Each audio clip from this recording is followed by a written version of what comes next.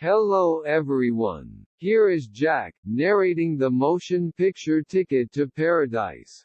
Watching TiCkEt to PaRaDiSe, one can't resist the urge to consider the popular James Stewart line from 1940s, The Philadelphia Story. It goes, "The prettiest sight in this fine, beautiful world is the advantaged class partaking in its honors." Honestly, the special class in Old Parker's frustratingly unremarkable romantic comedy doesn't just comprise of the story's main characters, effective draftsmen, craftsmanship vendors, and ongoing graduates of an extravagant graduate school, with pockets sufficiently profound to bear the cost of a drawn-out extravagance excursion in Bali.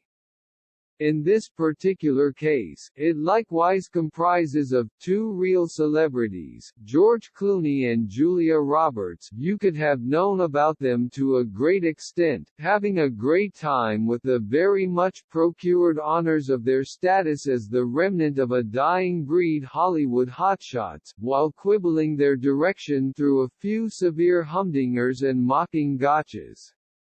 In such manner, it surely is a beautiful sight, to observe two stunning, everlastingly magnetic cinema royals join against a stunning tropical setting, and in foamy special recordings, with their smoothly maturing looks up front before most of us humans.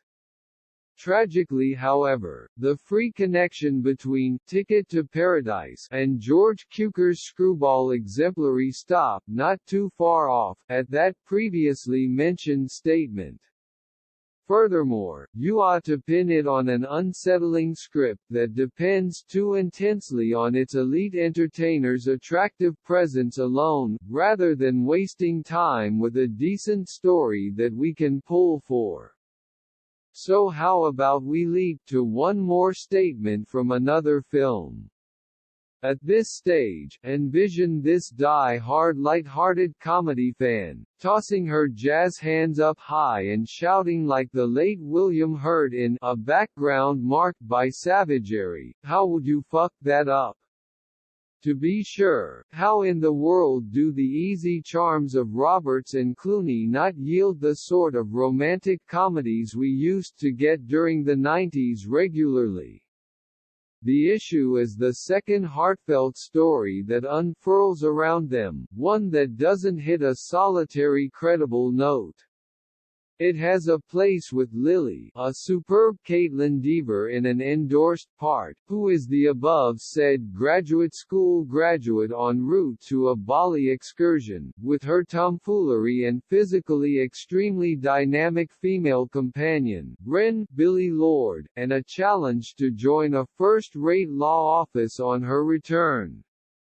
Before adequately long, Lily chooses to get hitched to the attractive kelp rancher guide, Maxine Boutier. She's in some way quickly gone gaga for, after the laziest meet adorable succession possible. It's more fitting to call that scene downright meet and drop the adorable altogether. So rather than partaking in her experience with Wren, having a few wild evenings out and getting back for the brilliant future that anticipates, similar to any smart young lady of her type would do, Lily commits her general existence to Guide. There is obviously nothing off about head-over-heels love throughout everyday life or in motion pictures, the sort that this pundit is boldly for, particularly in realistic settings.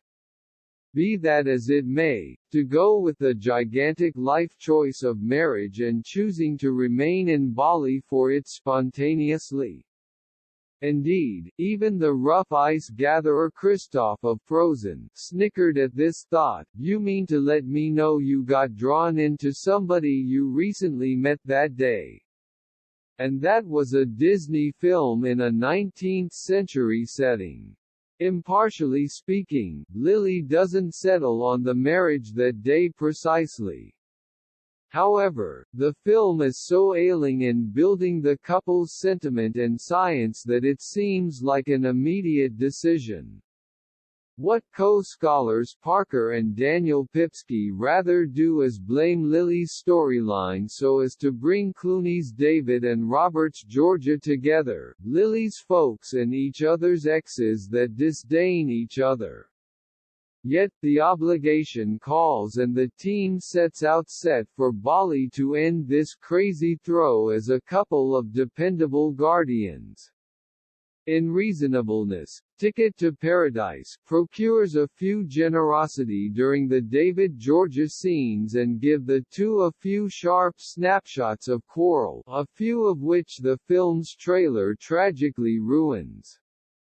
Be that as it may, the ex-couple's sexual strain and regular simplicity at despising each other procure the confirmation cost. In any event, when the flitting delight we feel in their presence disappears with Lily and Geed returning habitually and a present-day heartfelt interest of Georgia, played by Lucas Bravo, occupying a lot of time. It would have been a certain something if passed to heaven, invested some genuine energy thoroughly considering the youthful life partners, assisting us with understanding what makes them intriguing and ideal for one another. In any case, in the fallout, you'll be stunned at how little you'll find out about either, aside from their tremendous friendship for the area they frequently call delightful. All things considered, obviously it is lovely since what we see is for the most part an extravagance resort, a reality that makes I comprehend the reason why she prefers it here. Quote from The Guardian's horrendously entertaining when they show sympathy towards Lily's choice to remain. Doesn't everybody like an extravagance resort? We truly do get to see a few things beyond the hotel, similar to the exquisite grounds of Geed's strong family and a couple of touristic locales. In any case, TiCkEt to PaRaDiSe appears to be strangely unengaged in any relational peculiarities or whatever has to do with Bali, save for 2 or 3 marital customs childishly addressed. In the realm of this film, everything is foundation clamor and a thing on a rundown of reasons to unite George and Julia. The saddest loss from this demeanor is Ren. However, with her PJ Souls flows, Billie Lourd actually goes for it enchantingly, committing the cardinal sin of being undeniably more noteworthy than the lady of the hour herself. Maybe in vengeance, the film occasionally overlooks her reality. Favor the old-fashioned stars Roberts and Clooney for raising this dull melange and in specific occasions, in any event, causing you to disregard the nonsensical film that encompasses them. However, that is not really enough, particularly assuming that you are expecting a homecoming for the romantic comedies from past times.